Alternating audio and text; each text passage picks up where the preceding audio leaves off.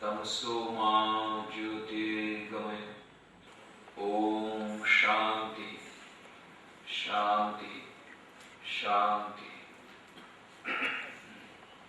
आज की इस सभा के अध्यक्ष आदरणीय श्री तिवारी साहब, बुक लवर्स मीट के सभी सदस्यगण, उपस्थित अन्य महानुभाव, माताओं, बहनों, भाइयों, मुझे बड़ी प्रसन्नता है कि फिर से आज बुक लवर्स मीट में आप सब लोगों से मिलने का अवसर मिल रहा है। इसके पूर्व जैसा कि बताया शाह साहब ने कि 2004 में आधुनिक मानव शांति निशोधमा इस पुस्तक का भी प्रेजेंटेशन किया गया था और आप लोगों से मिलकर बड़ी प्रसन्नता हुई थी उस समय। और बीच बीच में भी और भी ये BDMA के माध्यम से आप लोगों से मिलना होता रहा है। तो आज पुनः आपसे मिलकर के बड़ी प्रसन्नता है। तिवारी साहब से हमारा संबंध जो है आपको बता ही दिया उन्होंने कि वे बहुत ही इतने बड़े अफसर होने के बावजूद भी बहुत सिंपल और हमेशा रिसेप्टिव टू द आइडियाज और फ्रैंक डिस्कशन हमारा होता रहता है। बहुत दिनों से वे कह रहे थे कि आपसे मिलना है, तो मैंने कहा मैं ही आपके पास आ जाऊंगा। और इस प्रकार से कुछ ऐसा कार्यक्रम बना कि परसों नवसारी में कार्यक्रम है, कल सूरत में है, तो बीच में भरूच आता है। तो मैंने कहा सामने से कि ठीक है मैं भरूच आ रहा हूँ। और इस प्रकार से अचानक ये कार्यक्रम बन गया है। I have come without invitation, but with invitation afterwards. Yeah. तो it is a pleasure to meet you, all of you. तो ऐसा होता है कि बहुत ज़्यादा व्यस्तता के कारण मैंने सोचा कि जब वहाँ पर जा रहा हूँ, बहुत दिनों से मिलना नहीं हुआ, तो ये कार्यक्रम कर। और तिवारी साहब ने बिल्कुल सच बताया कि वो जो रामकृष्ण मिशन रांची में बहुत सुंदर काम चल रहा है, दिव्यांग कृषि विज्ञान केंद्र, received the prestigious award, the best KVK of the country. मुझे वहाँ 10 साल सेवा करने का मौका मिला था और ट्राइबल्स के लिए बहुत अच्छा वो कार्यक्रम है। पर जैसा उन्होंने बताया कि हम लोग ट्राइबल्स के लिए बहुत काम करते हैं, non formal education, agriculture, transformation, सब कुछ। एक कार्य है जहाँ पर कि गर्ल्स एजुकेशन या विमेन एम्पावरमेंट का जो कि कार्य प्रोजेक्ट जो कि रामकृष्ण मिशन ने शुरू किया था 1898 में, 1897 में स्वामी विवेकानंद ने खुद ने शुरू किया। पहली स्कूल भारत की वो स्वामी विवेकानंद ने शुरू कराई। उन्होंने कहा था जब तक नारी जागरण नहीं होगा तब तक देश का जागरण नहीं होगा, देश आगे नहीं बढ़ेगा। तो नारी जागरण की, नारी शिक्षा की बात स्वामी विवेकानंद ने कही कि कोई भी पक्षी 2 पंखों से उड़ता है, 1 पंख से नहीं उड़ सकता। और इसीलिए उन्होंने बहुत प्रयत्न किया एक स्कूल खोलने का। जब उसमें सफल नहीं हुए तो अपनी शिष्या मिस मार्गरेट नोबल को उन्होंने निमंत्रण दिया कि तुम आ जाओ। और उन्होंने सब कुछ अपना त्याग करके, बलिदान दे करके वो आई मिस मार्गरेट नोबल, और उन्होंने सारा जीवन निवेदित कर दिया देश की सेवा के लिए। इसलिए स्वामी विवेकानंद ने जब उसको ब्रह्मचर्य दीक्षा दी, उसका नाम दिया निवेदिता, सिस्टर निवेदिता। और पहली स्कूल प्रारंभ की 13 नवंबर को 1898, और फिर माँ शारदा देवी के आशीर्वाद लेकर के वो स्कूल चालू। आज तो बहुत बड़ी स्कूल हो गई है, उसका नाम है सिस्टर निवेदिता गर्ल्स स्कूल। पर स्वामी विवेकानंद की एक दूसरी कल्पना थी। स्वामी विवेकानंद का विश्व के इतिहास में आज तक हम लोगों ने नारियों को जो सम्मान देना था वो नहीं दिया है। और इसीलिए श्री रामकृष्ण देव का जन्म हुआ, माँ शारदा का आविर्भाव हुआ, और उन्होंने कहा माँ शारदा देवी के आगमन से फिर से हमारे देश में मैत्री गार्गी जैसी नारियां जन्म लेगी, और इस नारी जागरण के द्वारा देश का जागरण होगा, विश्व का जागरण होगा। समस्त विश्व में नारी की स्थिति को सुधारने के लिए माँ शारदा का आगमन हुआ। और इसीलिए श्री रामकृष्ण देव ने माँ शारदा की सचमुच में विधिवत पूजा की। फलहारी काली पूजा के दिन 5 जून 1872 को उन्होंने माँ शारदा देवी की फलहारी काली पूजा के दिन षोडशी पूजा के रूप में साक्षात जगदम्बा मान करके पूजा की, और पूजा के अंत में साष्टांग प्रणाम किया श्री रामकृष्ण देव ने। केवल मुंह से कहते थे, ऐसा नहीं। जब माँ शारदा ने पूछा कि आप मुझे किस दृष्टि से देखते हैं, तो श्री रामकृष्ण ने कहा जो माँ मंदिर में है, मतलब भोतारिणी माँ काली, और जो माँ नौबत खाने में, मतलब उनकी गर्दारिणी माता चंद्रमणि देवी, वही माँ मेरे सामने अभी उपस्थित है। मैं सच कहता हूँ, मैं वो साक्षात जगदम्बा के रूप में देखता हूं। और आज तक विश्व के इतिहास में किसी पति ने अपनी पत्नी को इतना सम्मान नहीं दिया। और फिर उन्होंने उसकी विधिवत पूजा करके मां शारदा देवी को जगदम्बा के आसन पर किया, ताकि बाद में ये नारी का जागरण हो। तो नारी जागरण की केवल बातें नहीं की स्वामी विवेकानंद ने, उसका इम्प्लीमेंटेशन किया। पर उनकी ये कल्पना थी कि अभी तक में नारियों को द्वितीय स्थान रहा है हमेशा।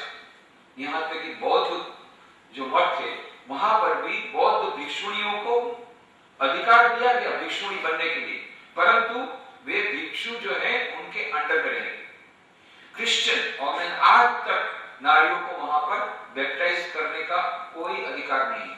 वो नर्स बन सकती है परंतु वो गुरु नहीं बन सकती। पर स्वामी विवेकानंद ने कहा नहीं, एक अलग मठ होगा स्त्रियों का, मां शारदा देवी को केंद्र करके, और उसमें नारियां ही प्रमुख रहेगी और पुरुषों का किसी प्रकार का भी इंटरफेरेंस नहीं रहेगा। They will be independent। ये स्वामी विवेकानंद का सपना पूर्ण हुआ 1954 में, 1954 मां शारदा देवी के जन्म शताब्दी के अवसर पर। और तब ये निवेदिता स्कूल और जो कुछ भी स्त्रियों की संस्थाएं थी, स्त्रियों के एम्पावरमेंट के लिए जो रामकृष्ण मिशन की संस्थाएं चलती थी, बहुत सारी गर्ल्स स्कूल चलती थी, ये सब शारदा मठ को दे दी गई और उनको इंडिपेंडेंट स्टेटस है। शारदा मठ जो है जैसे रामकृष्ण मठ और मिशन एक इंडिपेंडेंट संस्था है जहां पर कि हमारा ट्रस्टी मंडल है अलग से, उसी प्रकार के शारदा मठ के अध्यक्षा हैं, वो पूरा उनका इंडिपेंडेंट है। वो लोग भी मंत्र दीक्षा प्रदान करते हैं वहां पे प्रेसिडेंट, वो लोग अपने ब्रह्मचर्य दीक्षा, संन्यास दीक्षा, इनका रामकृष्ण मठ का कोई भी इंटरफेरेंस वो शारदा मठ मिशन में नहीं है। और एक प्रकार का डिवीजन कि जितनी नारियों के समस्याओं का समाधान, विमेन एम्पावरमेंट के प्रोग्राम्स, गर्ल्स स्कूल, ये सब शारदा मठ देखेगी, because they are in a better position to understand the mental problems and the status of women. तो उनको अलग दे दिए।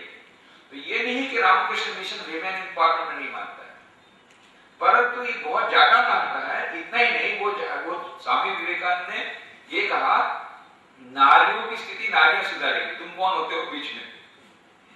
जब वो वापस से अमेरिका से एक जर्नलिस्ट उनके पास आए, Swami ji what is your opinion about widow remarriage. उस समय ये बहुत चला था कि विधवा को दूसरी बार विवाह करना चाहिए कि नहीं, उसको अधिकार चाहिए होना चाहिए कि नहीं। 2 या 3 बार इसने पूछा पत्रकार ने, स्वामी जी विधवा विवाह के बारे में आपका क्या मत है। उसके 2-3 बार पूछने के बाद स्वामी जी ने कहा मैं विधवा हूं जो मुझे प्रश्न पूछते हो। अरे विधवा विवाह करेगी नहीं वो उसको पूछो, तुम कौन होते हो विधवा विवाह करेगी नहीं। तुम पुरुष लोग, तुम क्यों स्त्रियों की समस्याओं में अपना नाक गड़ाते हो, तुम अपना काम करो ना। नारियों को केवल शिक्षित कर दो।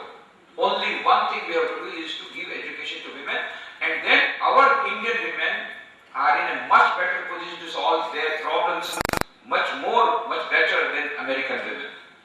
हमारी नारियां बहुत ज्यादा उसके लिए सक्षम है, केवल उनको शिक्षा दे दो, फिर उनकी समस्याओं का समाधान वो करेगी, उनका प्रोजेक्ट वो संभालेगी। तो हमारे यहाँ जो तिवारी जी ने बैकग्राउंड बताया कि विमेन प्रोग्राम्स में हम लोग का थोड़ा सा रिजर्वेशन ये रहता है कि हम लोगों ने कहा कि नारियों के प्रोग्राम्स देखेंगे शारदा मठ और रामकृष्ण मठ, ये बाकी के कार्यक्रम देखेंगे। और उसमें कुछ हमारे जो प्रतिबंध आते हैं, ट्रेडिशनल कुछ हमारा रहता है, मोनास्टिक ट्रेडिशन वगैरह, उसके कारण भी हम लोग थोड़ा रिजर्वेशन रहता है। But that does not mean that we are not open to the problems of this. Anyway, पर मुझे बड़ी प्रसन्नता है, तिवारी जी हमारे साथ हैं, बहुत व्यस्त हैं, फिर भी तिवारी जी ने कहा कि स्वामी जी आप आ रहे तो मैं अवश्य यहाँ पर आऊंगा। सब काम छोड़ करके आए हैं, उनका प्रेम है हमारी तरफ और आप सब लोग भी यहाँ पर आए हैं, आप सबसे मिलकर बड़ी प्रसन्नता है। अब आज को जो कहा गया है, आज का जो मुख्य विषय दिया गया है कि मेरी पुस्तक है एकाग्रता में ध्यान, उसको आपके समक्ष प्रस्तुत करना है। तो सबसे पहले मैं जानना चाहूंगा कि मैं किस भाषा में बोलूं, हिंदी, इंग्लिश, गुजराती। पर मेरे को लगता है कि गुजराती पुस्तक है, तो यदि गुजराती में मैं प्रेजेंटेशन करूंगा तो शायद आपको ज्यादा आनंद आएगा। पर इसमें यदि कुछ लोग ऐसे होंगे जिनको गुजराती समझ में नहीं आता, बिल्कुल नहीं आता, ऐसे कोई है क्या यहाँ पर?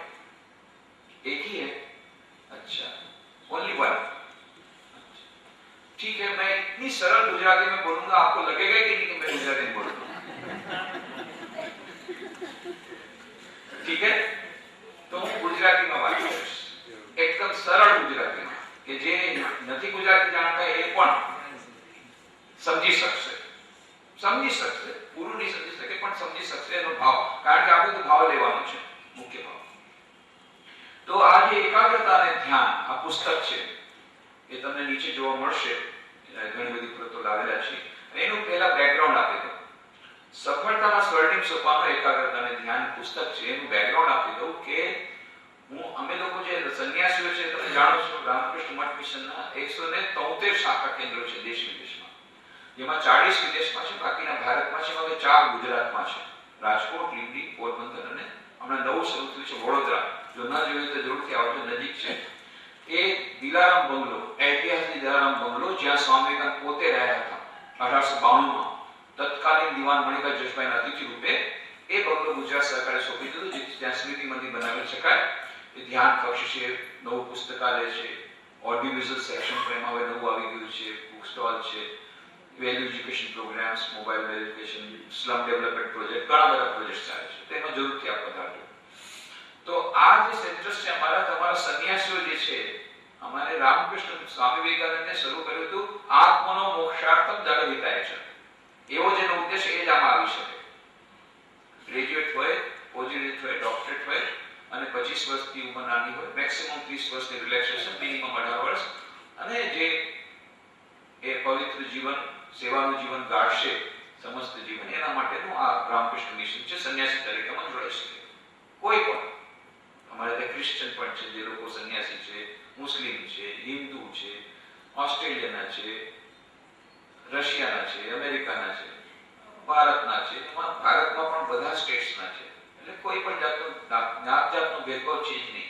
ભક્તોમાં પણ નહીં, સંન્યાસીમાં નહીં, પછી ભક્તોમાં શેનો હોય. પણ આ મારું જે મુખ્ય વાત છે, સ્વામી વિવેકાનંદ સવાર સાંજ ધ્યાન કરવું બહુ જરૂરી છે, પણ બીજું એમાં જોઈ દીધું, પણ આખો દિવસ કામ કરવું પડશે.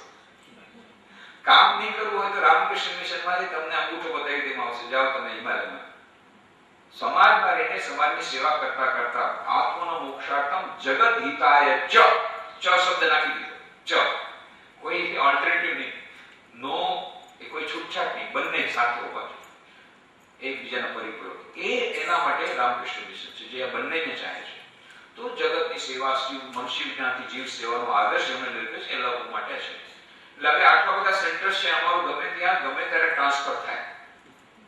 હમણાં હું 6 વર્ષોથી વડોદરામાં છું, એની પહેલા 8 વર્ષ હતો હું પોરબંદર, એની પહેલા હું 10 વર્ષ હતો રાજકોટ, એની પહેલા 10 વર્ષ રાંચી હતો, ઝારખંડ. પણ ઝારખંડથી પછી 2 વર્ષ રહીને પછી હું આવ્યો રાજકોટ. રાજકોટમાં શ્રી રામકૃષ્ણ જ્યોત નામનું ગુજરાતી માસિક, એનું મારે સંપાદન કરવાનું હતું, એટલા માટે મને ત્યાં લાવવામાં આવ્યો. હવે ત્યાં આવ્યો એટલે પછી અમારા અધ્યક્ષ મહારાજે કહ્યું કે અહીંયા ગુજરાતીમાં પ્રવચન ચાલુ કરી દેવું છે, એટલે પછી દર શનિવારે ગુજરાતીમાં પ્રવચન શરૂ થયા. ત્યાં મેં જોયું કે બધા જેટલા વિદ્યાર્થીઓ આવે મારી પાસે, એ બધાની એક જ સમસ્યા એકાગ્રતા નથી, મનની એકાગ્રતા નથી. અને જેટલા મોટા માણસો આવે એ લોકોને એક જ સમસ્યા શાંતિ નથી. એટલે મેં કહ્યું કે એવું કંઈક કરીએ. અને પછી એ લોકો કહે, અને જેટલા આવે આવીને મને કહે, સ્વામીજી એક પ્રાઇવેટ વાત કેવી છે. બોલો બોલો બોલો. વાત એમ છે કે હું જ્યારે ધ્યાન કરવા બેસું છું ને, આડાવડા વિચાર આવે છે, અને એવા વિચાર આવે છે જે ક્યારે ના આવ્યા, એ ધ્યાનના સમયમાં જ આવે છે. મેં કહ્યું ભાઈ આમાં કોઈ પ્રાઇવેટ વાત જેવું નથી, કારણ બધા મને આ જ પ્રાઇવેટ વાત કહે છે, ઓપન સિક્રેટ છે. તો જોયું કે મોટા ભાગના જેટલા મોટા લોકો છે એમને આ ધ્યાનની સમસ્યા છે, ધ્યાન વિશે જાણવા માંગે છે, કંઈક સાંભળી લીધું તો ધ્યાન કરે છે, પછી ખબર નથી. અને જેટલા યુવાનો છે એ લોકોને એકાગ્રતાની સમસ્યા છે. એટલે માટે પછી દર શનિવારે એકાગ્રતા અને ધ્યાન એ વિષય પર એ ચર્ચા ચાલી. અમને એમ કે 8-10 ચર્ચામાં પૂરું થઈ જશે, પણ એ પૂરું તો થયું નહીં, ચાલુ પણ ન થયું. કારણ કે એનો જે ભૂમિકા બાંધતા બાંધતા 5 વર્ષ નીકળી ગયા, અને પછી બધાએ કહ્યું કે હવે પૂરું ક્યારે થશે. મેં બસ ચાલુ તો થવા દો, ઇન્ટ્રોડક્શન છે. અને ત્યાં તો પછી ટ્રાન્સફર ઓર્ડર આવી ગયો, પોરબંદર જવાનું થયું. પોરબંદરમાં 12મી જાન્યુઆરી 1997 ના રોજ એ ઐતિહાસિક ભોજેશ્વર બંગલો જ્યાં સ્વામી વિવેકાનંદ રહ્યા હતા એ ગુજરાત સરકારે સોંપી દીધો. એટલે એનું બધું શરૂ કરવાનું હતું પોરબંદરમાં. એટલે ત્યાંથી પોરબંદર મુકામ આવ્યો. એટલે પછી રાજકોટને રામ રામ. હવે આ 223 લેક્ચર્સ જે આપ્યા હતા એકાગ્રતાના ધ્યાન ઉપર, એમાં હજી વિષયમાં અમે ઠીક પ્રવેશ કરી શક્યા નહોતા. એટલું વિશાળ વિષય છે. પછી એનો સંક્ષિપ્ત એમનો સારાંશ રામકૃષ્ણ જ્યોતમાં સંપાદિક લેખો આવ્યા હતા અને એમાંથી ઘણા બધાને પ્રેરણા મળી હતી. હવે વિચાર કરો, આ 223 લેક્ચર નું જે હજી શરૂ પણ નથી થયું એ બધું મારે અહીંયા અડધી કલાકમાં કેવું, 223 કલાકમાં, કેટલું કઠિન કામ. પરંતુ એનો સારાંશ રૂપે એ 223 લેક્ચરનો સારાંશ જ્યોતિબેન થાનકી એને આભારી છે.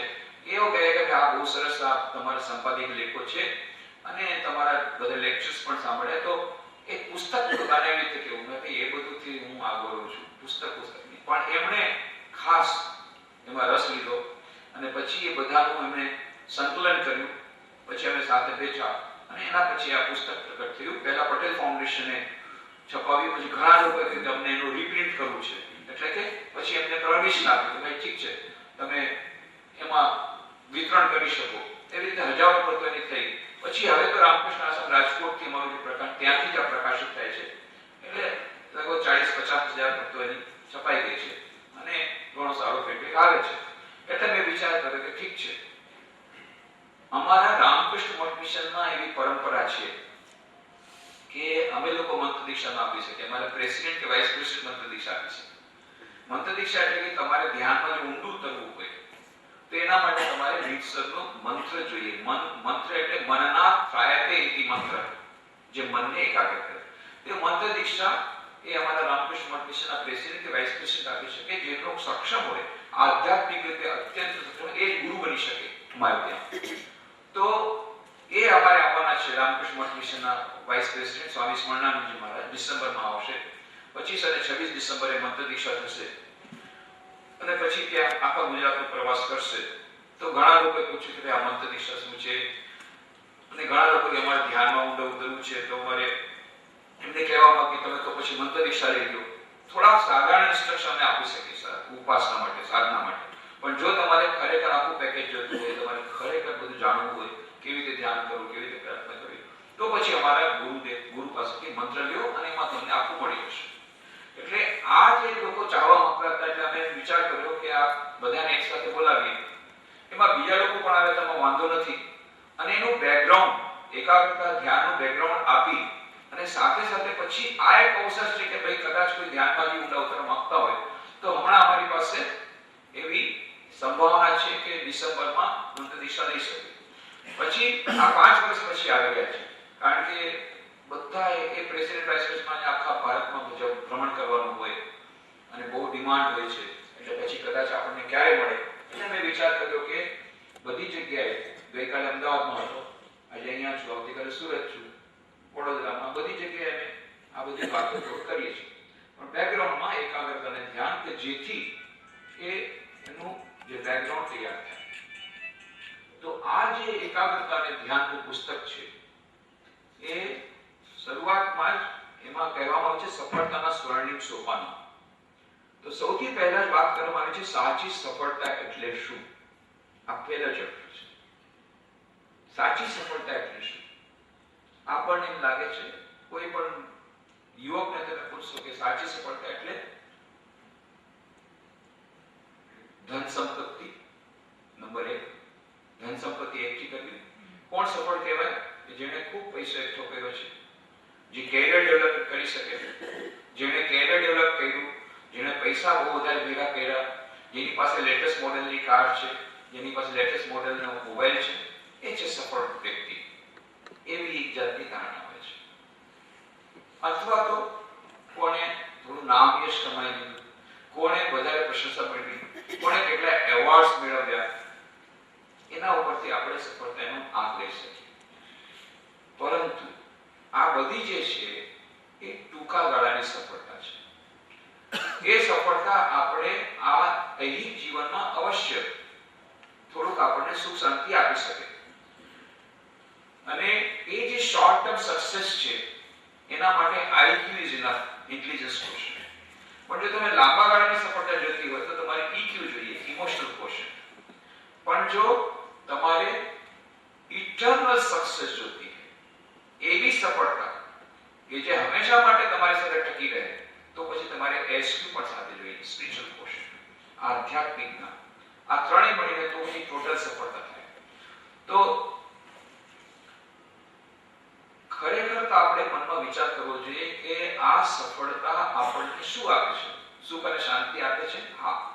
કેટલી વાર સુધી, કેટલા વર્ષો સુધી, કેટલા દિવસો સુધી?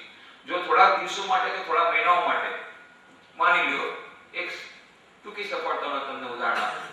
ભાઈ તમારે એક એવો અવસર આવ્યો કે ભાઈ તમે જો ટેબલની નીચેથી થોડા રૂપિયા લ્યો તો એની શક્યતા તમારી પાસે છે, એટલે તમે ટેબલની નીચેથી રૂપિયા લીધા, 1,86,000 કરોડ રૂપિયા.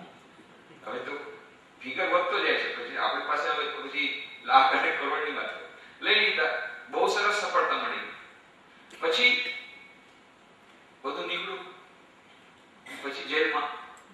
તો 2 વર્ષ તો બહુ મજા કરી, પણ ટૂંકી સફળતા મળી ખરી, પણ કર્મના સિદ્ધાંત પ્રમાણે છેવટે પછી જેલમાં જવાનો આવ્યો. તો આ છે ટૂંકા ગાળાની સફળતા. લાંબા ગાળાની સફળતા છે કે જે તમે નીતિમાં રહી અને તમે પૈસા કમાયા કે એમાંથી સારું કામ કર્યું, આ છે લાંબા ગાળાની સફળતા. પરંતુ એ પણ તમને લોંગ ટર્મ હેપીનેસ આપી શકશે, તમને લોંગ ટર્મ પીસ આપી શકશે. લાંબા ગાળાની સફળતા તમને લાંબા ગાળાનું સુખ, લાંબા ગાળાની શાંતિ આપી શકશે, પણ એ તમને અનંત સુખ, અનંત જ્ઞાન, અનંત આનંદ, અનંત જીવન નહીં આપી શકે. છેવટે જે મૃત્યુ આવશે અને બધું સ્વાહા. એલેક્ઝાન્ડર ધ ગ્રેટની વાર્તા સૌથી પહેલા એનાથી શરૂ થઈ છે આ પુસ્તકમાં. એલેક્ઝાન્ડર ધ ગ્રેટ, સિકંદર મહાન, એ જ્યારે ભારતમાં આવ્યો ત્યારે એના ગુરુએ કહ્યું, જો તું ત્યાં જાય છે ત્યાંથી ભારતથી એક સારી વસ્તુ લઈ આવજે, એક સારી ભેટ મારા માટે લાવજે. તો શું લાવું? ગુરુ જવાબ કહ્યો કે ભાઈ ત્યાં ભારતમાં જેવા સંતો મળે છે એવા બીજી કઈ નથી મળતા. સંતો માટેની આ ભારત વર્ષ પ્રખ્યાત, એક સારા સંત લઈ આવજે આપણા દેશ માટે. એટલે સિકંદર આવીને બધી જગ્યાએ સંતની શોધ કરતો હતો. ત્યાં એમને જોયું ખડક પર એક સંત મહાત્મા ધ્યાનમાં મગ્ન, ઊંડા ધ્યાનમાં મગ્ન, અને બહુ જ દેદીપ્યમાન જોઈને બહુ જ એમને આનંદ થયો. અને પછી જ્યારે એમનું ધ્યાન પૂરું થયું, એની સાથે વાત કરી, બહુ જ ખુશ થઈ ગયો. એટલું બધું ઊંડું જ્ઞાન.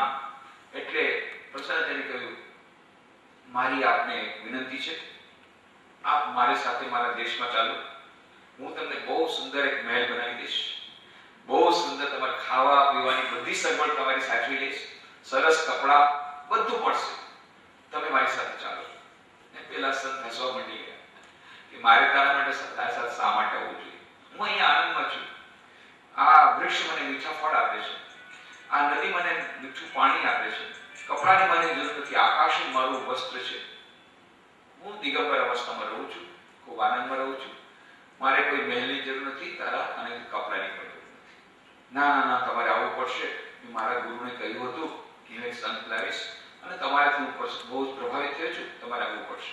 નહીં આવું, આવવું જ પડશે, નહીં આવું. સિકંદરે આજ સુધી કોઈની પાસે ના સાંભળી નહોતી, કોઈની હિંમત જ નહોતી. સિકંદર મહાન, વર્લ્ડ કોન્કરર, એને કોઈ ના પાડી શકે એવી શક્યતા જ નહોતી. એટલે અત્યંત ક્રોધિત થઈ ગયો સિકંદર. નહીં આવો, તરત જ એને તલવાર નીકાળી મ્યાનમાંથી. નહીં આવો, હમણાં તમારું માથું કાપી નાખીશ. અને સિકંદરની તલવાર જ્યારે બહાર નીકળતી, એમ કહેવાતું કે તલવાર જ્યારે બહાર નીકળતી તો પછી ચલાવવાની જરૂર નહોતી રહેતી, એ માણસ ત્યાં જ ઢગલો થઈ જતો, બેહોશ થઈ જતો, એ ડરથી ભયભીત થઈ. પણ અહીંયા ઊંધું થયું. જે મને તલવાર નીકાળી તો પેલા સન્યાસી જોરથી હસવા માંડી ગયા. પેલા સંત હસવા માંડી ગયા અને કહ્યું, મૂર્ખ, આનાથી વધારે મૂર્ખતાપૂર્ણ વાતો તે નહોતી કહી. મૂર્ખ, જાણતો નથી તારી તલવાર મને કાપી શકે નહીં, જાણતો નથી અગ્નિ મને પાડી શકે નહીં, જાણતો નથી વાયુ મને સૂકવી શકે નહીં, જાણતો નથી પાણી મને ભીજવી શકે નહીં. હું એ અજર અમર આત્મા છું, અનંત સચ્ચિદાનંદ સ્વરૂપ આત્મા.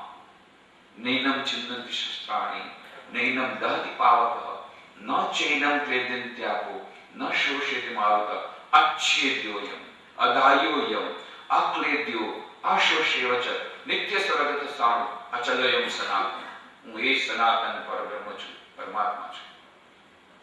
અને આ વાણી સાંભળીને ઊંધું થયું. સિકંદર મહાની તલવારથી સામેવાળો પડી થતો એને પેલે હસવા માંડી ગયા. અને આ સંતે જ્યારે એ વાત કરી ત્યારે સિકંદર ડરી ગયો અને હાથમાંથી તલવાર પડી ગઈ. અને પછી પેલા સંતે કહ્યું, મૂર્ખ, તું મને તારા દેશમાં લઈ જવા માંગે છે? હું મારા ત્રિનેત્ર દ્વારા જોઈ શકું છું, તું પોતે તારા દેશમાં પહોંચી શકવાનો નથી. અને ખરેખર ઇતિહાસ કહે છે સિકંદર પોતાના દેશમાં પહોંચી શક્યો નહીં.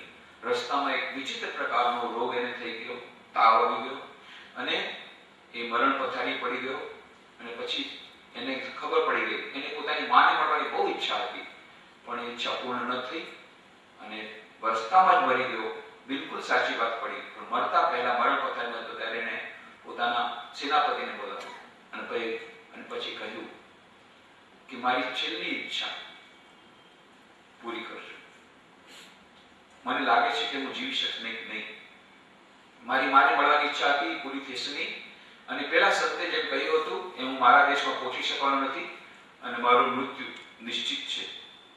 જ્યારે તમે મને કબરમાં નાખો ત્યારે મારા બે હાથ કબરની બહાર રાખજો. અરે સેનાપતિની જરૂર, આપની ઈચ્છા પૂર્ણ કરશું, પણ આવી ઈચ્છા કેમ રાખજો? ત્યારે સિકંદર માને કહ્યું કે સમસ્ત વિશ્વને હું સંદેશો દેવા માંગુ છું. સિકંદર મહાન, એણે સમસ્ત વિશ્વ પર વિજય પ્રાપ્ત કર્યો. જેને આજે સફળતા કહીએ છીએ, આપણે જેને સફળતા સમજીએ છીએ એવી કોઈ પણ સફળતાને બાકી રાખી નહીં. સમસ્ત વિશ્વ પર વિજય પ્રાપ્ત કર્યો. કઈ વસ્તુની કમી હતી? હાથી, ઘોડા, સોના, ચાંદી, પાવર, પોઝિશન, સમસ્ત વિશ્વ વિજયી સિકંદર મહાન. સમસ્ત વિશ્વ પર વિજય મેળવ્યો. કંઈ પણ મેળવવાનું બાકી નથી રાખ્યું. એ મેળવ્યા પછી પણ અત્યારે હું ખાલી હાથે જાઉં છું અને રડતા જાઉં છું. પેલા સંતે પોતાના મન પર વિજય પ્રાપ્ત કર્યો અને એટલા માટે એ મરતી વખતે હસે છે. અને હું સમસ્ત વિશ્વ પર વિજય પ્રાપ્ત કર્યો પણ મન પર વિજય પ્રાપ્ત ન કર્યો અને એટલા માટે આજે રડતા જાઉં છું અને ખાલી હાથે જાઉં છું. સમસ્ત વિશ્વને સંદેશો મળે કે આ બધી સફળતાનો અંત છે ખાલી હાથે જવાનો. ગમે એવા સર્ટિફિકેટ્સ, મોટા certificates, medals, gold medals, power, position, રૂપિયો, લેટેસ્ટ મોડેલની કાર, લેટેસ્ટ મોડેલનો મોબાઈલ, બધું અહીંયા રહી જશે. કઈ સાથે નહીં જાય. એટલું જ નહીં, આ શરીર જેને શણગારવા માટે કેટલી બ્યુટી ક્લિનિકમાં કેટલા લોકો જાય છે, કાંઈ નહીં સાથે નહીં જાય. બધું અહીંયા પડ્યું હશે. ખાલી હાથે જવું પડશે. અને એટલે જ કબીર કહે છે સાચી સફળતા કોને કહેવાય? જબ તું આયા જગત में जग हंसे तू रोए, ऐसी करने कर चलो मरते समय तुम हंसो जग रोए. નાનું બાળક પેદા થાય છે, ઉમા રડે છે અને બાકી બધા હસે છે. એક પણ રડતું નથી વ્યક્તિ, બધા હસે છે. આ એક જ બિચારો રડે છે, ઉમા. અને જો એ ન રડે તો બાકી બધા રડે છે. કેમ? કઈ ગડબડ છે. હા, એમ કહેવાય છે કે જો બાળક જનતાની સાથે ન રડે પછી જીવશે નહીં. એટલે તરત જ ડોક્ટરને બોલાવે, ઇન્જેક્શન સ્પેશિયલ આપે અને પછી પેલો રડે ત્યારે બાકી બધા હસે કે ના હવે જીવી જશે. જબ તું આયા જગત में जग हंसे तू रोए. આખું જગત હસતું, તું એકલો રડતો. પણ હવે એવું કામ કરો કે તું એકલો હસે અને બાકી બધા રડે. આ કેટલા સરસ માણસ ચાલ્યા ગયા અને તમે હસતા ચાલ્યા જાઓ. મેં કોઈનું ગુરુ કર્યું નથી. આખી જિંદગીમાં બધાની સેવા કરી, ભગવાનનું નામ લીધું, ભગવાનનું કામ કર્યું અને ભગવાનના ધામમાં આનંદ ધામમાં જઈએ. શું આનંદ છે આનંદ ધામમાં. કોઈ જે દેખા જાય આનંદ ધામ. બંગાળીમાં બહુ સુંદર ભજન છે. જ્યારે અમારે રામકૃષ્ણ મઠ કોઈ પણ સંન્યાસી એનું મૃત્યુ થાય, હમણાં જ હું હતો બેલુ મઠમાં, અમારા વાઇસ પ્રેસિડેન્ટ મહારાજની મહાસમાધિ થઈ, સ્વામી પ્રમેયાનંદજી મહારાજ. એટલે અમારે ત્યાં બેલુ મઠમાં એક કોર્નરમાં એક ભૂમિ છે, ત્યાં એ અગ્નિ સંસ્કાર કરવામાં આવે અને બધા સંન્યાસીઓ ભજન ગાય. કોઈ જે દેખા જાય આનંદ ધામ, એ જ આનંદ ધામ છે. આનંદ ધામમાં જઈ ગયા છે. કેટલો આનંદ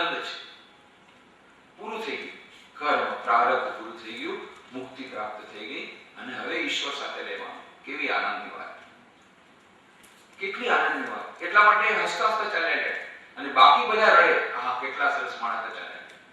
એ છે સાચી સફળતા. This is real success.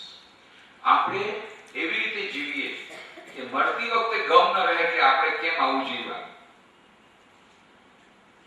That is the art of living. Art of living and art of dying, they club together. મરવાની કળા અને જીવવાની કળા બંને એકબીજા સંકળાયેલા છે. કેમ? જીવન અને મૃત્યુ એક ખેલ છે. જીવન અને મૃત્યુ એક જ સિક્કાના બે પાસા છે. જો જીવન સુધારેલું તો મૃત્યુ સુધરશે, અને જો મૃત્યુ સર એટલે જ ગીતામાં કહ્યું છે કે મરતી વખતે તમે શું યાદ કરો છો એના પર બધો આધાર છે. કેટલા લોકો કહે છે બસ અમે આખી જિંદગી ગમે એટલું કરશું અને છેલ્લે ભાગીરી નામ લેશે એટલે પતી ગયું. પણ નહીં થાય, નહીં થાય. તમે કેટલા લોકો એમ વિચારે છે કે મરતી વખતે, ગીતામાં કીધું છે ને મરતી વખતે ભગવાન નામ લે તો ભગવાન પાસે જશું, તો આપણે મરતી વખતે ભગવાન ના અત્યારથી શું પર ભગવાન નામ લે.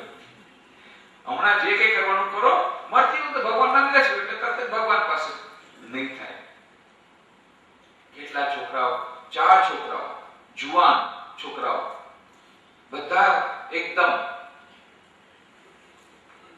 હતાશ થઈ ગયા છે. પિતાજી કંઈ બોલવા માંગે છે, બોલી શકતા નથી, અવાજ નથી આવતો. એટલે પછી ગમે એમ કરીને કે ડોક્ટરને બોલાવો, ડોક્ટર તમારે જેટલી ફીસ લેવી લઈ લેજો, પણ પિતાજીને એકવાર મોઢામાંથી બોલવા માંગે છે કે બોલવા તો દો, કારણ કે કદાચ એમને ક્યાંક ધન છુપાડી રાખ્યું હોય અને પછી આપણને મળે નહીં. એટલે એવી આશાથી ડોક્ટરને બોલાવ્યા અને ડોક્ટરે ઇન્જેક્શન આપ્યું અને બોલ્યા. એક જ વાક્ય બોલ્યા. શું બોલ્યા? અરે આ દીવામાં તેલ બળી જાય છે, કાંઈક તો વિચારો, એમ કરીને. કારણ કે આખી જિંદગી એ જ કર્યું છે, પૈસા કેવી રીતે બચાવો. અને એને મનમાં એમ જ છે કે આટલું બધું મેં ભેગું કર્યું, આ છોકરાઓ બધા ઉડાવી નાખ્યું છે. એનું જે ડર, એનું ટેન્શન છેલ્લે સુધી રહ્યું કે આ દીવામાં તેલ પડી જાય છે, તમે થોડું તો ઓછી કરો અને વાટ, તેની વાટ પૂરી થઈ ગઈ, અંદરનું તેલ પૂરું.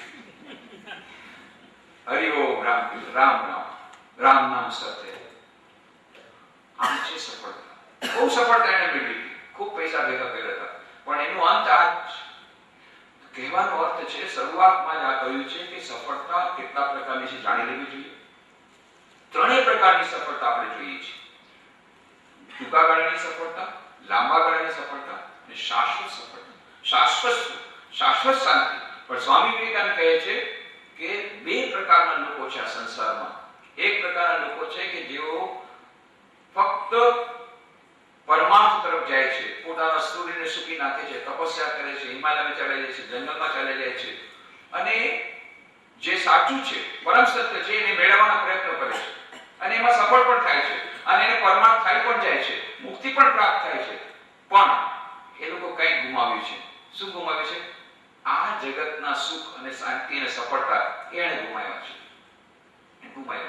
બીજી તરફ કેટલાક લોકો સંસારમાં રચ છે, તો એમાં મેજોરિટી આ છે, 99.9%. એ સંસારમાં રચ છે, સંસારના સુખો ભોગવે છે. જો કે એ પણ કન્ટિન્યુઅસ નહીં, વચમાં થોડું એ સુખો ભોગવે છે, સો કોલ્ડ ભોગવો છે, પણ એને આ પરમાર્થ તરફનું બિલકુલ કંઈ જ્ઞાન નથી ને પરમાર્થનું કંઈ તત્વ એને લાગતું નથી. એને પણ પોતાનું ગુમાવ્યું છે, એને આ પરમાર્થ ગુમાવ્યું છે, આને લૌકિક ગુમાવ્યું છે.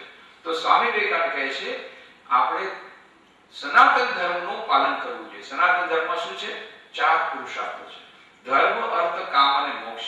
માત્ર મોક્ષ નહીં, કામ અને ધર્મ, કામ અને અર્થ બંનેની વાત કરી છે. એવું નથી કે આ છોડી દેવાના, પણ જો એ ધર્મ સાથે હોય તો ધર્મને સાથે રાખીને જો અર્થ અને કામ આવે તો મેજોરિટી લોકો માટે આ છે આદર્શ, બંનેને સાચવવાનું. એટલા માટે ઈશાવાસ્ય ઉપનિષદમાં કહ્યું, ઈશાવાસ્યમિદં સર્વં યત્કિંચ જગત્યામ જગત તેન તક્તેન ભુંજીથા માર્ગદકસ્ય. આ આદર્શ આપ્યો કે સંસારમાં રહીને સંસારના બધા દુઃખ, બધા સુખ ભોગવીને પણ તમે પરમાર્થની પ્રાપ્તિ કરી શકો. તો આ છે ખરેખર wise man. He has taken both. આ પણ સફળતા, ટૂંકા ગાળાની સફળતા, લાંબા ગાળાની સફળતા અને શાશ્વત સફળતા, ત્રણેય એને મળે. He is the real wise man. આ છે પહેલું ચેપ્ટર. એના પછી સફળતાના પ્રકારો પણ થઈ ગયું. પછી સફળતાનું રહસ્ય. સફળતાનું રહસ્ય શું છે? હવે 3 પ્રકારની સફળતા મેળવવા માટેનું કોઈ રહસ્ય છે કે? હા,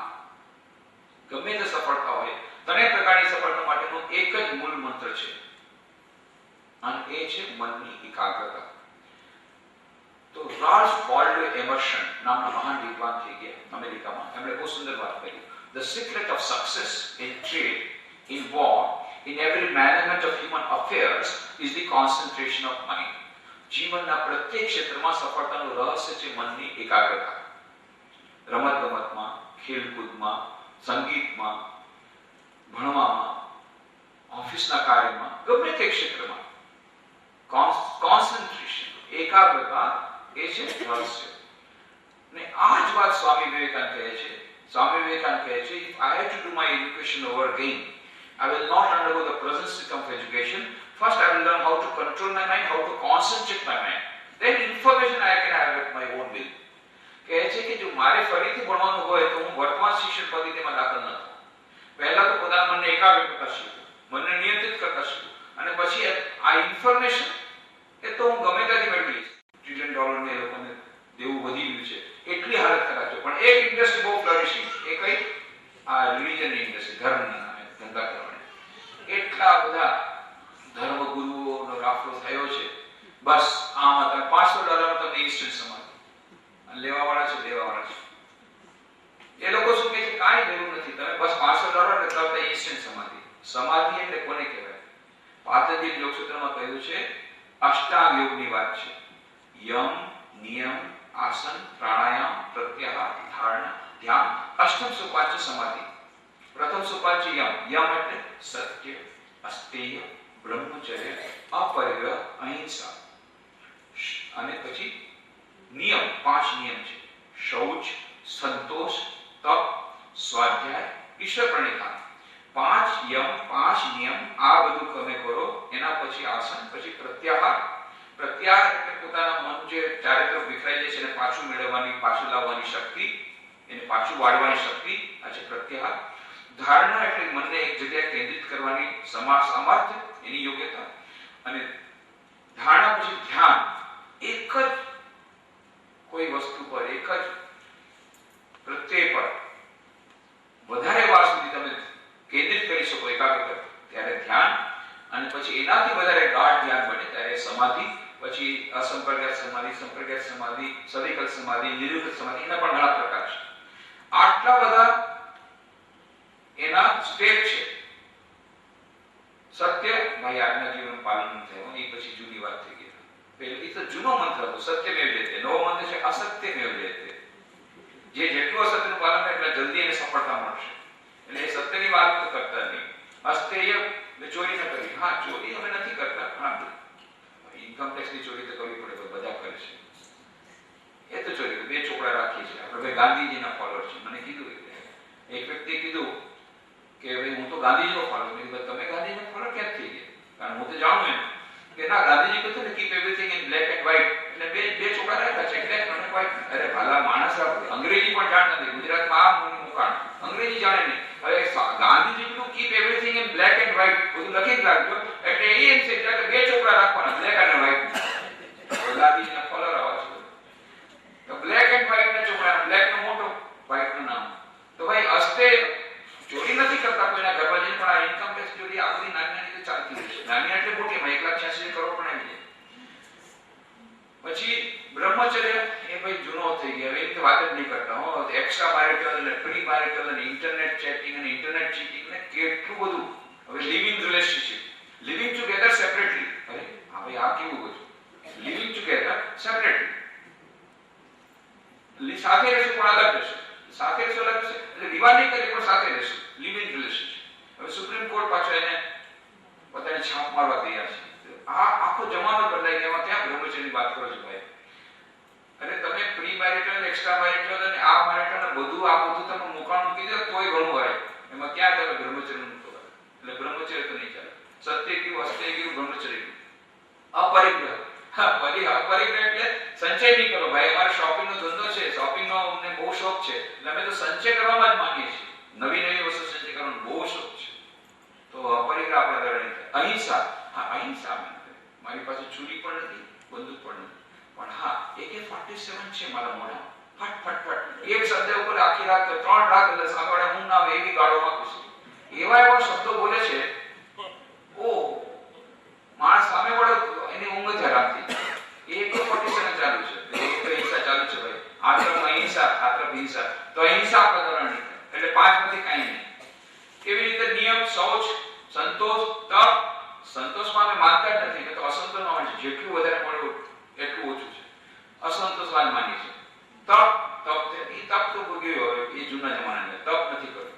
સ્વાધ્યાય ટાઈમ નથી સ્વાધ્યાય. ઈશ્વર પ્રણિધાન, ઈશ્વરમાં શ્રદ્ધા નથી, ઈશ્વર પ્રણિધાન કહેવાય. યમ નથી, નિયમ નથી, આસન નથી, સીધી ઇન્સ્ટન્ટ સમાધિ જોઈએ છે. બોલો. અને દેવાવાળા છે, લેવાવાળા છે. પરંતુ શ્રી કૃષ્ણ ભગવાન કહે છે આ મન જે ચંચળ છે ને વસ્તુ અત્યંત કઠિન છે, પોતે માને છે. પણ બીજું વાક્ય બહુ સરસ છે. અસંશય મહાબાહો મનો દુર્નિગ્રહ ચલમ અભ્યાસેન તુ કૌંતેય વૈરાગ્યે ગૃહ્યતે. પરંતુ અભ્યાસ અને વૈરાગ્ય દ્વારા અશક્ય કાર્ય પણ શક્ય બની જાય છે. અભ્યાસ એટલે શું? નિયમિત રીતે વારંવાર એક જ પ્રકારનું એક નિયમિત રીતે અભ્યાસ કરવો, પોતાના મનને એક જ પ્રત્યેમાં નિવિષ્ટ કરવા માટેનો, અથવા એક જ અભ્યાસ કરવાનો, પોતાના મનને કેન્દ્રિત કરવાનો, એવી નિયમિત રીતે અભ્યાસ, એક જ જગ્યાએ મનને કેન્દ્રિત કરવાનો પ્રયત્ન કરવો, આનું નામ છે અભ્યાસ. ભગવાન શ્રી રામકૃષ્ણ દેવ ગયા એક વાર સર્કસ જોવા માટે, અને ત્યાં મેં જોયું કે મેઘ સાહેબ રામકૃષ્ણ કથામૃત અદ્ભુત ગ્રંથ છે, એમાં ઉદાહરણ આવે છે કે ઘોડા પર એક મેમ સાહેબ એક ઘોડા ઉપર એક પગે ઊભી છે, એક જ પગે, બે પગે, અને ઘોડો ચારે તરફ દોડી રહ્યો છે. અને દોડતો દોડતો શું થયું, એક રીંગ આવી. એટલે રીંગ આવી ત્યારે રીંગ ઉપરથી પેલો ઘોડો કૂદ્યો, અને ત્યારે આ પેલી મેમ સાહેબ એની રીંગની અંદરથી કૂદી, અને પેલો અને પછી રીંગથી ઉપરથી કૂદી અને પાછો ઘોડા પર જઈને ઊભી થઈ ગઈ, અને ફરી પાછું એક પગ ઊભી રહી, અને ઘોડો ચારે તરફ દોડે છે. શ્રી રામકૃષ્ણ જુઓ આ જુઓ તો ખરા મેમ સાહેબ કેવી છે, તમે જુઓ તો ઘોડા પર ચડીને બતાવો, તરત જ તમને પછાડી જશે. અને આ મેમ સાહેબનું એવું જ થયું. પૂછી જોઈએ, પહેલી વાર જ્યારે ઘોડા પર ચડવા ગઈ, ઘોડા પછાડી દીધું, ડાયગું, તેમ છતાં એને ન કર્યું, મૂક્યો, નિયમિત રીતે અભ્યાસ કર્યો, કરતા પછી ઘોડા ઉપર બેસવાનું શરૂ કર્યું, પછી ઘોડા ઉપર બે પગ ઊભા શરૂ કર્યું, પછી ઘોડો દોડતો હોય ત્યારે બે પગ ઊભા શરૂ કર્યું, પછી ઘોડો દોડતો હોય તો એક પગ ઊભા રાખ્યો, અને પછી તો ઘોડો રીંગમાંથી જાય ચડીને પાછો સવાર થાય. વિચાર કરો કેટલા વર્ષનો અભ્યાસ હશે ત્યારે આ થયું. પણ અભ્યાસ દ્વારા અશક્ય કાર્ય શક્ય બની છે. તો અભ્યાસ એ એક જ વસ્તુ છે, એનો બીજો કોઈ ઉપાય નથી. અભ્યાસ કરવો પડે, નિયમિતતા આવશ્યક છે. ઘણા વિદ્યાર્થીઓ કહે છે ભાઈ અમને એકાગ્રતા નથી. પછી મેં લોકોને પૂછ્યું, અચ્છા ભાઈ તું સવારે કેટલા વાગે ઉઠે? એ નક્કી નહીં, કોઈ 6 વાગે, કોઈ 7 વાગે, રવિવાર 10 વાગે ગયે. પછી એ લોકોને પૂછ્યા ભાઈ તું રાતનો સૂવે છે કેટલા વાગે? કે નક્કી નહીં, કોઈ 10 વાગે, કોઈ 11 વાગે, સારું પીછું તો 1 વાગે ટીવીમાં. ભાઈ તારો ભણવાનો ટાઈમ શું છે? કે નક્કી નહીં, મૂડ આવે તો ભણી. બધા જમવાનો ટાઈમ શું છે? કે નક્કી નહીં, ભૂખ લાગે તો ખાઈ લો. ભાઈ તારો ટીવી જોવાનો ટાઈમ છે? નક્કી નહીં. ખેલકૂદ તો કે નક્કી નહીં. પછી એ લોકો મને આવે સ્વામીજી મનની એકાગ્રતા ક્યારે છે? હું કઈ નક્કી નહીં. એ લોકોને કહો ભાઈ તમારો જવાબ તમને પાછો આવ્યો, તમારું કઈ નક્કી નથી તો એકાગ્રતા નક્કી નથી. તો એકાગ્રતા નક્કી કરવી હોય તો તમારે બધું નક્કી કરો, એક ટાઈમ ટેબલ બનાવો. આટલા વાગે તમે પ્રેક્ટિકલ ટાઈમ બનાવો. તમે રોજ સવારે 6 વાગે ઉઠતા તો 6 નું બનાવો, પછી 6:45 નું કરજો. પણ તમે રોજ 6 વાગે ઉઠતા 4 વાગે બનાવશો તો ઇમ્પ્રેક્ટિકલ, પછી નહીં થાય. પ્રેક્ટિકલ ટાઈમ ટેબલ બનાવો, નિયમિત, અને જેટલું બની શકે નિયમિતતા રાખો. ધીરે ધીરે મન સેટલ થઈ જશે. તો આ નિયમિતતા બહુ આવશ્યક છે, નિયમિત અભ્યાસ. પણ એનાથી ફક્ત નહીં થાય, બીજું આપણું વૈરાગ્ય. વૈરાગ્ય શબ્દ એટલે આપણે ભડકી જવાનું નથી. વૈરાગ્ય એટલે બધા માનીને સંન્યાસી બનવું નથી. વૈરાગ્ય એટલે વિતરાગ, આસક્તિનો ત્યાગ કરવો પડે.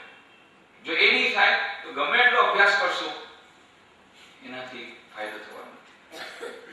ત્યાં મથુરામાં તમે સાંભળ્યું છે, મથુરામાં જમુના નદી છે. જમુના નદીના કિનારે તો ચોબીજી છે, ત્યાં ચોબીજી પાંડા હોય ને, પાંડા, એ 4 ચોબીજી, એ લોકો ખૂબ ભાંગ ખાય, ખૂબ ભાંગ ખાય. એક દિવસે આ 4 ચોબીજી ભેગા મળ્યા, ખૂબ ભાંગ ખાધી. ભાંગ ખાઈને પૂનમની રાત હતી, ચલો યાર સૈર કરેંગે, ચલો સૈર કરેંગે. તો નૌકામાં બેઠા, જમના કી સૈર કરેંગે, ચલો બેઠા. હવે આખી રાત ભલે સામે વારા ફરતી, એકના બાવડા દુખી ગયા તો બીજાએ મેળા, બીજા તો ત્રીજા મેળા, ચારે જણા વારાફરતી હલેસા માર્યા. હલેસા મારતા મારતા મારતા સવાર ફરી ગઈ.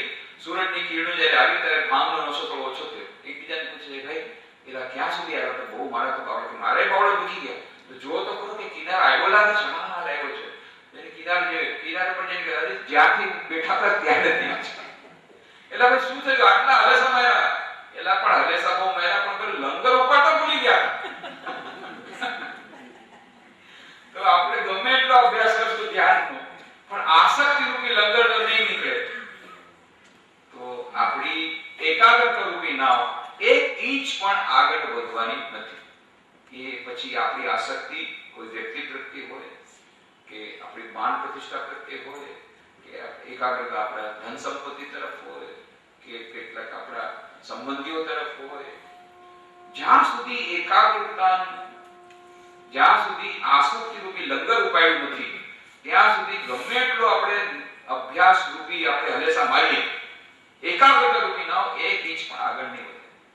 એટલે આ બધી વાત કરી છે અભ્યાસને પહેલા કે નિયમિતતા, પવિત્રતા અને આ બધાનું જે એકાગ્રતા વિદ્યાર્થીઓને કહું છું, equation C is directly proportional to P, where C is equal to concentration of mind, P is equal to purity of mind. મન જેટલું પવિત્ર થશે, મન શુદ્ધ થશે, એટલું મન એકાગ્ર થશે. મન હવે શુદ્ધ કેવી રીતે થાય?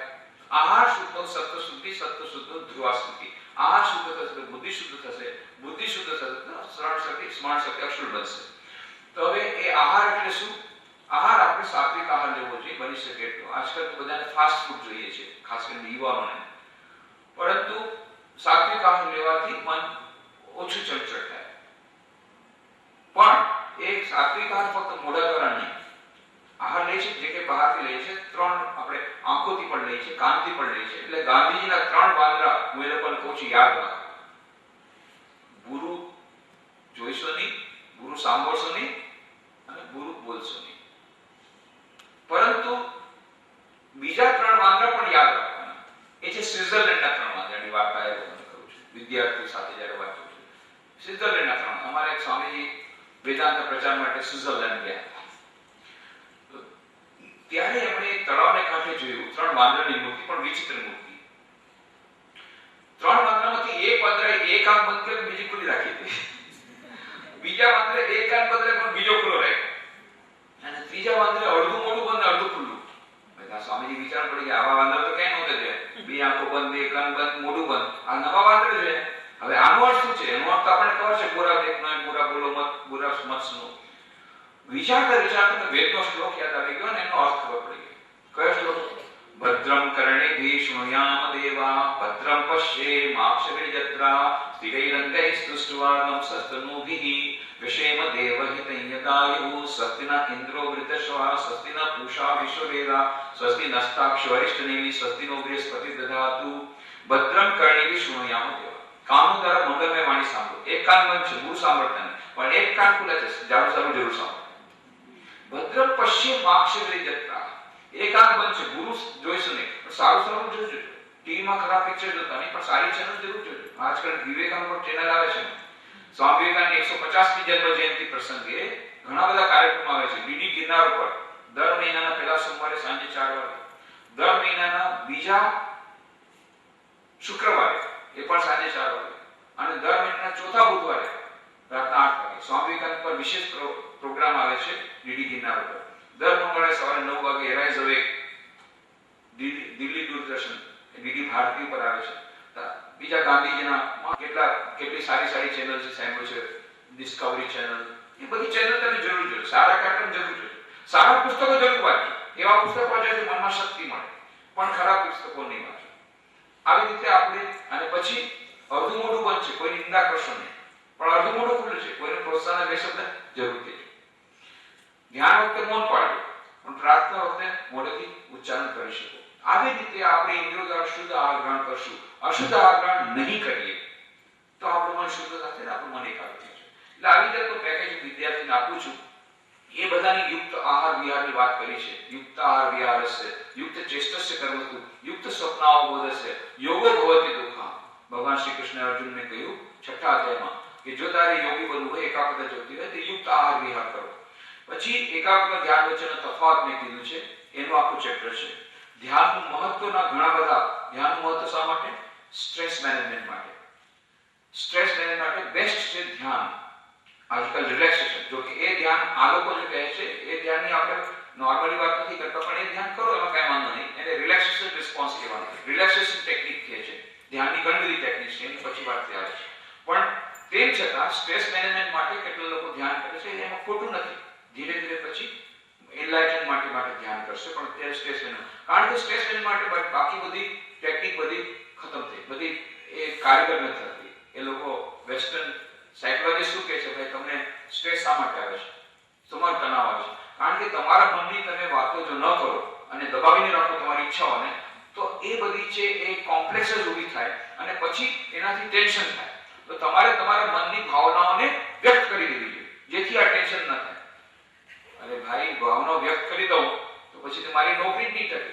કારણ કે મારો બોસ આવ્યો, હવે એની પત્ની ઘરમાંથી નીકળતી હોય તો કંઈ એને ગુસ્સો કરી હશે, હવે એનું મનમાં ટેન્શન હશે, એટલે અહીંયા આવ્યો, ઓફિસમાં આવી, હવે પેલા સબોર્ડિનેટે કાંઈ કહીને કે નથી, પણ ગુસ્સો પેલો જ પત્નીનો ત્યાં તો કહી નહીં શકે, અને પાછી પિયર વહી જાય તો જમવાનું કોણ આપે? એટલે બધો ગુસ્સો નાખ્યો આનમાં, કારણ વગર આને ગુસ્સો કરે. આને પછી લાગે છે કે આઈ મસ્ટ ટેક રેકગ્નિશન હોય, મારે પણ એને જવાબ દે, પણ જો જવાબ આપે તો નોકરી જાય. એટલે બધી ઇમોશન્સને પોકેટ કરે, ઇન્સલ્ટને પોકેટ કરે, એ બધું ટેન્શનમાં જાય, એને સ્ટ્રેસ જાય અને પછી એનાથી સ્ટ્રેન થાય. તો મોડર્ન સાયકોલોજી શું કહે છે, ના તમારી ભાવના વ્યક્ત કરી દે. એટલે ભલા માણસ પણ ભાવના વ્યક્ત કરી તો મારી નોકરી જશે, કાંઈ વાંધો નહીં. એના માટે મારી પાસે ઉપાય છે, જાઓ બજારમાં જાઓ, વુડ ડોલ્સ લઈ આવો. વુડ ડોલ્સ લઈ આવો, એની સાથે પિન મળશે. ઘરમાં આવો, ઓરડાના બારી બારણા બંધ કરી દો, પેલા વુડ ડોલ જે હોય રમકડાને સામે રાખી દો. હવે એમાં નામ લખી રાખો, તમારા બોસનું, તમારી સાસુનું, તમારી પુત્રવધુનું, તમારા પતિનું, જેના ઉપર તમારે ગુસ્સો થાય. પછી 3 પ્રકારની પત્ની પિન છે. તમારા બોસને તમારે મારવું હોય તો બ્લેક પિન છે, પણ જો તમારે વેરી સિરિયસલી ઇન્જોય કરવો હોય તો બ્લુ પિન છે, અને જો બોસનું મર્ડર કરો તો લાલ પિન છે. લાલ પિનથી જોરદાર મારો એટલે બોસ ખતમ, મર્ડર. આખી રાત તમારે નીંદર, ટ્રેન્ક્યુલાઇઝરની જરૂર નહીં, કારણ બોસ તો મરી ગયો, સાસુ તો મરી ગઈ. પણ પ્રોબ્લેમ એ છે કે પાછા બીજે દિવસ ઓફિસમાં પાછો બોસ તો પેલે ખુરશી પર ઉભો છે, રાતના તમે મારી નહીં ખા. આ બધા ટેમ્પરરી સોલ્યુશન છે, અને એટલા માટે સ્ટ્રેસ મેનેજમેન્ટ માટે યોગ અને ધ્યાન પાછળ આ લોકો આવી રહ્યા છે, ઈસ્ટર્ન મોડલ્સ. તો એની બધી વાતો કરે સ્ટ્રેસ મેનેજમેન્ટ. શારીરિક સ્વાસ્થ્ય એનાથી સારું થાય છે, કેવી રીતે? કેટલી બધી પુસ્તકોના બહાર પડી છે. દીપક ચોપરાની પુસ્તક છે the perfect age, ageless body, timeless mind, quantum healing. શરીર અને મન, most of the disease are psychosomatic in nature. એ બધી વાતો કરી છે. શારીરિક સ્વાસ્થ્ય માટે પણ ધ્યાન છે. નિશ્ચિત ધ્યેય પ્રાપ્ત ગતિ કરવા માટે ધ્યાનની જરૂર છે. દીર્ઘાયુષ્ય માટે ધ્યાનની જરૂર છે. સ્થળ અને કાળથી અતીત જવા માટે. This is the main thing. મુખ્ય ઉદ્દેશ્ય ધ્યાનનો going beyond time, space and causation. When time becomes indeterminate, that is the stage of samadhi. સમાધિ એટલે સમયથી પર જવાનું. સમય, સ્થળ, કાળની મર્યાદાની પાર જઈ અને ત્યારે તમે અમર થઈ શકો. એ મુખ્ય ધ્યેય છે. બાકી બધા તો આપણે કહીએ છીએ ને, એ બાય પ્રોડક્ટ્સ છે. કોઈ કંપની, તમે જ્યારે પેટ્રોલિયમ ઇન્ડસ્ટ્રી હોય, મુખ્ય છે ક્રૂડ ઓઇલમાંથી એ ગેસ બનાવે અને એમાંથી પેટ્રોલ ડીઝલ બનાવે, પણ પછી બાય પ્રોડક્ટ ઘણા બધા હોય, એનો પણ ઉપયોગ કરી શકાય છે. આ બાકી બધા બાય પ્રોડક્ટ્સ છે. મુખ્ય છે going beyond time, space and position. આઘાતોમાં સસ્ત રહેવા માટેનું પણ આ ધ્યાન તમને મદદરૂપ થશે. સર્જકતા પ્રગટ, ક્રિએટિવિટી કમ્સ ફ્રોમ મેડિટેશન. જીવનમાં પરિવર્તન. પેલો વાલિયો ડાકુ લૂંટારો, વાલિયા લૂંટારની વાત છે, અત્યારે ટાઈમ નથી, ટાઈમ ઓલરેડી ઓવર થઈ ગયો. તો વાલિયા લૂંટારની વાર્તા બધા જાણે છે, કેવી રીતે વાલિયા લૂંટારમાંથી એ વાલ્મીકી ઋષિ બની ગયા ફક્ત ધ્યાન દ્વારા. તો એ વાલ્મીકી ઋષિની વાર્તા છે. એમાં આધ્યાત્મિક સાધના માટે, સાચો આરામ મેળવવા માટે આ બધા કેટલા બધા ધ્યાનના જે ઉપાય, ધ્યાનના જે લાભો છે વાત કરી છે. ધ્યાનની અસર કરનાર પરિબળોની વાત છે.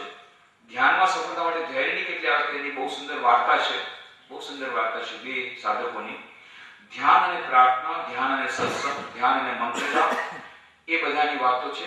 કેવી રીતે એકબીજાને પરિપૂરક છે. ધ્યાનનું સ્વરૂપ છે. અષ્ટાંગ યોગમાં ધ્યાનની ભૂમિકા, ધ્યાનની પદ્ધતિ, ધ્યાનના પ્રકારો. ઘણા બધા ધ્યાનના પ્રકારો છે. ઝેન મેડિટેશન છે, પછી એ ડાયનેમિક મેડિટેશન છે, સગુણ સાકારનું ધ્યાન છે, નિર્ગુણ નિરાકારનું ધ્યાન છે, સ્વરૂપ ધ્યાન છે, લીલા ચિંતન છે. આવા ધ્યાનના કેટલા બધા પ્રકારો છે. પછી પ્રેક્ષા ધ્યાન છે. સાથે સાથે એ ડાયનેમિક મેડિટેશન છે. આવા ઘણા બધા પ્રકારો એમાં આપેલા છે.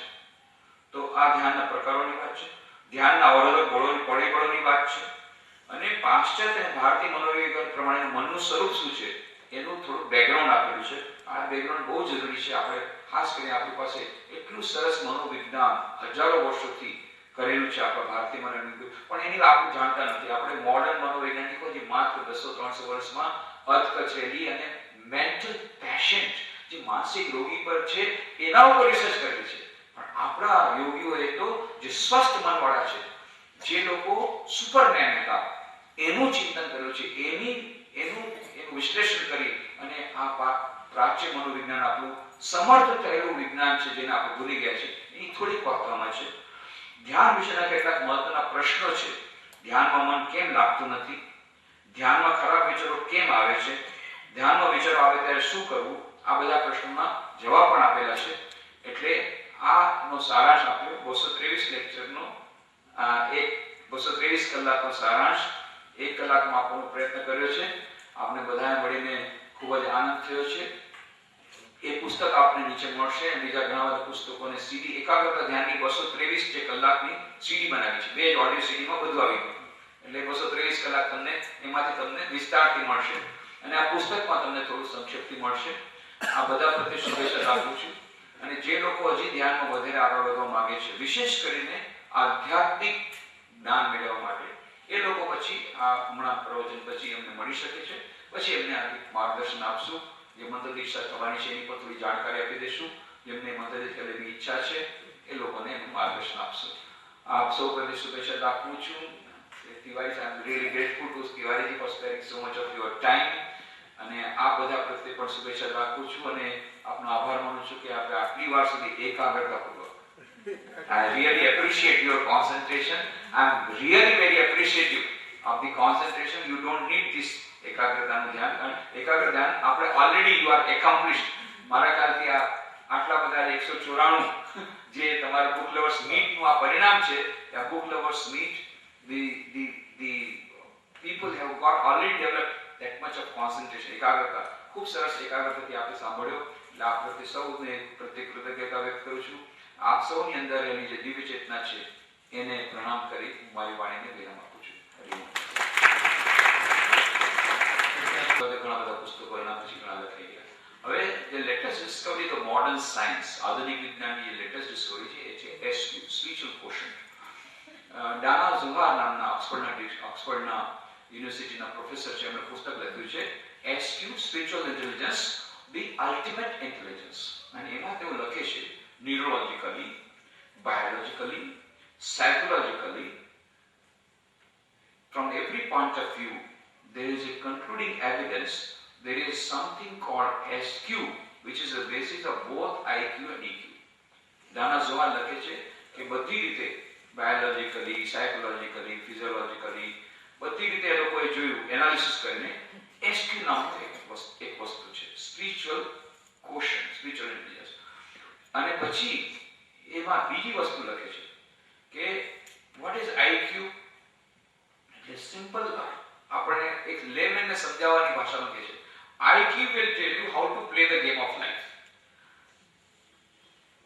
IQ will tell you how to play the game of life. તમારી ઇન્ટેલિજન્સ હશે ને, જીવનની રમત કેવી રીતે રમવી તમે શીખી શકો. What is EQ? EQ will tell you how to play the game of life under changed circumstances with changed strategies. જીવનની પરિસ્થિતિ બદલાય ત્યારે મનસ્થિતિ બદલીને કેવી રીતે રમત સારી રીતે રમત રમવી, જીવનરૂપી રમત, એ તમને EQ શીખવાડશે. And then what is SQ? SQ will tell you whether to play the game of life at all or not. That is your choice. અને SQ શું શીખવાડશે? એ જીવનની રમત રમવી કે નહીં, શા માટે આપણે રમત રમી રહ્યા છીએ, શા માટે પૃથ્વી પર આવ્યા છીએ, what is the purpose of life, what is the meaning of life, what is the meaning of all of this. IQ will tell you to play within the boundaries, EQ will tell you how to play outside the boundaries, and SQ will tell you how to break the barriers. બધા barriers પૂરા તોડી how to go beyond time, space and position. અને આ રમત રમવી જ નહીં પણ રમતની બહાર નીકળી જવું અને આ મુક્તિ પ્રાપ્ત કરવી અને પોતાના એ જે મૃત્યુ પર વિજય પ્રાપ્ત કર્યો, આખી રમતની બહાર બધી બાગેસને બ્રેક કરી દે. This is SQ. તો આ ત્રણ દિવસ પછી હાઉ ટુ ડેવલપ એસક્યુ, એનું ઘણી બધી એમાં એસક્યુ નું એનું સાયન્ટિફિક એનાલિસિસ કેવી રીતે થઈ શકે એની પણ બધી વાતો છે પુસ્તકમાં. એના પછી ઘણા બધા પુસ્તકો હવે એસક્યુ માટેના બહાર પડી ગયા છે. આ તો જે પુસ્તક બહાર પડ્યું that is about 11 years, 10 વર્ષ પહેલાની વાત છે. એના પછી તો બીજા ઘણા પુસ્તકો એસક્યુ પર બહાર પ્રકાશિત થઈ ગયા. પણ એક વાત તમને કહી દઉં, આ જેટલા વેસ્ટર્ન સાયકોલોજીસ્ટ છે એ લોકોએ they have done lot of research SQ વિશેની, પણ હાઉ ટુ ડેવલપ એસક્યુ એની જે ટેકનિક એ આપણી પાસે જે છે, કારણ કે હજારો વર્ષોથી આપણે ભલે નામ એસક્યુ ના આપ્યું, પણ એ આધ્યાત્મિક જ્ઞાન અને એ વસ્તુ એક વિશેષ વાત છે. દાણા સવાર કહે છે, મોડર્ન સાયકોલોજીસ્ટ અને સાયન્ટિસ્ટ લોકો શું કહે છે, IQ is available with all the species including the computers. EQ is available only with the few species. કેટલીક યોનિઓ પાસે છે, બધી યોનિઓ પાસે EQ નથી. but SQ is available only with the human species. માત્ર મનુષ્યોની પાસે જ આ SQ છે. વિચાર કરો, આપણા શાસ્ત્રોએ, આપણા મહાપુરુષોએ શું કહ્યું 1000 વર્ષ પહેલા કે 84 લાખ યોનિમાંથી માત્ર મનુષ્યોને આધ્યાત્મિક જ્ઞાન પ્રાપ્ત થઈ શકે, પોતાની જાતને જાણી શકે. કેટલા વર્ષો પહેલા? 1000 વર્ષ પહેલા. મોડર્ન સાયન્ટિસ્ટ શું કહે છે, ના 84 લાખ યોનિ નથી, 125 લાખ યોનિ છે. એટલે ભલા માણસ, વગર માઇક્રોસ્કોપે અમે 84 લાખ યોનિ કીધી, તમે ક્લોનિંગ કરીને થોડી વધારી અને 125 લાખ કરી, કઈ વધારે ડિફરન્સ નથી. ચાલો હવે 125, પણ આટલી વાત તો એ લોકો પણ માને છે. આ 125 લાખ યોનિઓમાં માત્ર મનુષ્યોની પાસે જ એસક્યુ છે, એટલે એ લોકો પણ સ્વીકાર કરે છે. તો કહેવાનો અર્થ શું છે કે આપણો જે સ્પેશિયલ પ્રેરોગેટિવ છે એસક્યુ, એ માત્ર મનુષ્યની પાસે છે. અને એ મનુષ્યોનો એને શ્રી રામચંદ્ર દેવે બહુ સારા અર્થમાં કહ્યું, જ્યારે મનુષ્ય રૂપે જન્મ લીધો છે તો ઈશ્વરી પ્રાપ્તિ ન કરી, અનંત સુખ, અનંત જ્ઞાન, અનંત આનંદ પ્રાપ્ત ન કર્યું, સચ્ચિદાનંદની પ્રાપ્તિ જો ન થઈ તો આપણું મનુષ્ય જીવન અર્થહીન થઈ ગયું, કોઈ મીનિંગ ન રહ્યું. To get to know the meaning of life is the purpose of life, otherwise the life is meaningless. તો આ મીનિંગ આપણે જાણવાનું એ આપણે આ એસક્યુ છે.